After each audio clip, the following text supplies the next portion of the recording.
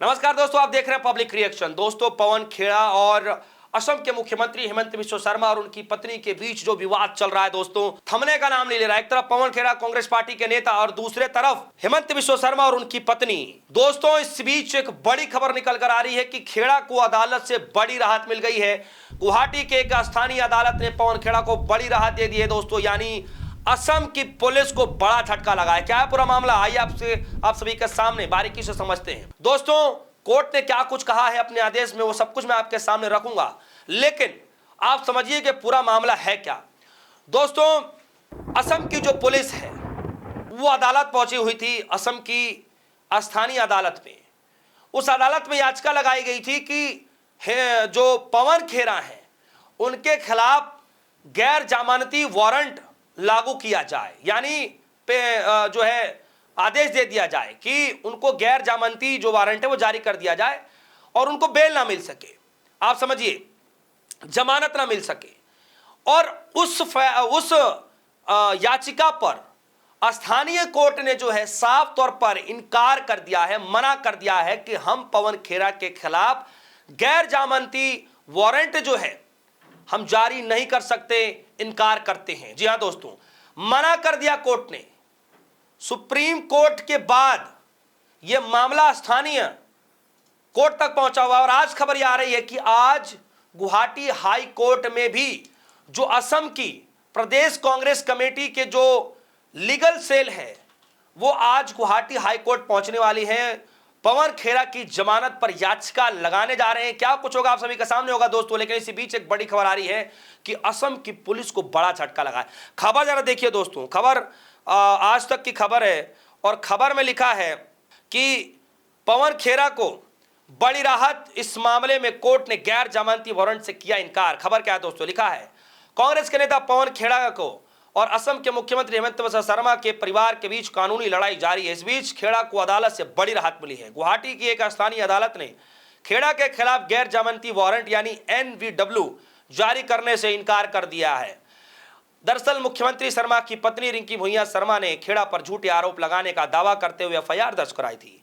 Court ने इस मामले को लेकर कहा कि पुलिस की मांग सिर्फ अनुमानों पर आधारित है। कामरूप मेट्रो के मुख्य न्यायिक मजिस्ट्रेट CJM ने पुलिस की दलीलों को खारिज करते हुए कहा कि गैर जमानती वारंट जारी करने के लिए जांच अधिकारी आयोग को दिखाए गए आधार पूरी तरीके से धारणाओं और अनुमानों पर आधारित है।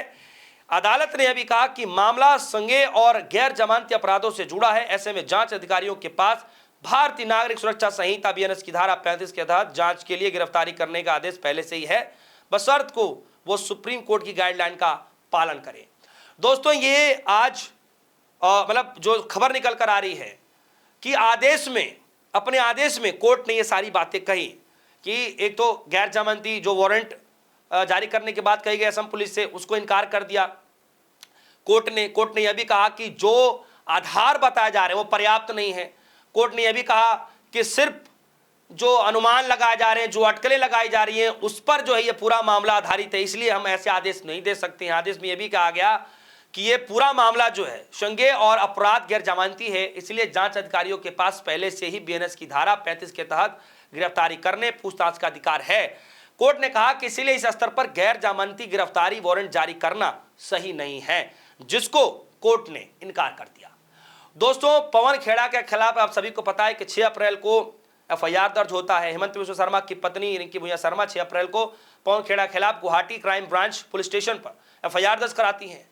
पुलिस इस मामले में BNS की कई धाराओं में मामला दर्ज करती है, जिसमें 175 चुनाव के संबंध में झूठा बोलना और धारा 318 यानी धोखाधड़ी भी शामिल किया गया। बता दें, इस मामले में असम प्रदेश कांग्रेस कमेटी की जो लीगल जो सेल है दोस्तों, आज गुवाहाटी हाई कोर्ट में जमानत याचिका दायर करने जा रही है। क्या कुछ होगा फैसला, कुछ देर में आपको पता चल जाएगा, लेकिन मैं आपको बता दूं कि यह पूरा मामला जो है अब धीरे धीरे कानूनी दांवपेच से लड़ा जा रहा है। हालांकि अब जो है शुरुआत हो चुका है पवन खेड़ा को लेकर के, अब राहत की खबरें आनी शुरू हो गई हैं। आप देखिएगा कि किस तरीके से आज गुवाहाटी हाई कोर्ट में जमानत याचिका दाखिल किया गया है और किया जाएगा। उसके बाद क्या कुछ फैसला होगा, वो भी बहुत अहम फैसला होने वाला है। लेकिन पवन खेड़ा तो जैसे जैसे करके अपनी लड़ाई लड़ रहे हैं, लेकिन हेमंत विश्व शर्मा के ऊपर जो आरोप लगे हैं, जो उनकी पत्नी के ऊपर आरोप लगे हैं, क्या इसको लेकर के भी कोई जवाबदेही बनेगा? क्या हेमंत विश्व शर्मा इसको लेकर के कोई जवाब देंगे? ये जानना बड़ा दिलचस्प होगा दोस्तों, क्योंकि ये परंपरा नहीं होती दिखाई दे रही है कि किसी पार्टी के नेता ने आरोप लगाया तो उनके ऊपर एफआईआर दर्ज करके और वहां की राज्य की सरकार और उनकी पुलिस पहुंच जाती है कोर्ट में ये मामले लेकर के कि पवन खेड़ा के खिलाफ जो है गैर जमानती वारंट लागू कर दिया जाए। लेकिन दोस्तों कोर्ट ने साफ तौर पर इनकार कर दिया। आप सभी को क्या लगता है दोस्तों कि पवन खेड़ा को जो राहत आने वाली जो खबरें हैं, क्या लगता है कि जस्ट शुरुआत है? आने वाले दिनों में पवन खेड़ा को इससे भी बड़ी राहत मिलेगी और किसकी मुश्किलें बढ़ने जा रही है दोस्तों, ये आपको समझना पड़ेगा। कानूनी लड़ाई भले ही लड़ी जा रही है, लेकिन जो जिम्मेदारियां हैं, जो सवाल हैं, क्या उससे बचा जा सकता है? जवाब तो ज्यों क्या त्यों पड़ा है, सवाल तो ज्यों के त्यों पड़े हैं, लेकिन उन सवालों के जवाब कौन देगा? यह बड़ा अहम सवाल है दोस्तों। कब मिलेगा, कैसे मिलेगा, यह बात की बात है, लेकिन सवाल जो पूछे गए हैं वो बड़े अहम सवाल हैं दोस्तों। आज सबकी नजरें निगाहें गुवाहाटी के हाई कोर्ट पर टिकी हुई हैं। देखना बड़ा दिलचस्प होगा कि क्या कुछ फैसला आएगा, किस तरीके से याचिका लगाई जाएंगी, ये जानना बड़ा दिलचस्प होगा दोस्तों। इस खबर को लेकर आपकी क्या राय है, वीडियो कमेंट सेक्शन में समझाइएगा। फिलहाल के लिए दीजिए इजाजत, देखते रहिए पब्लिक रिएक्शन। धन्यवाद।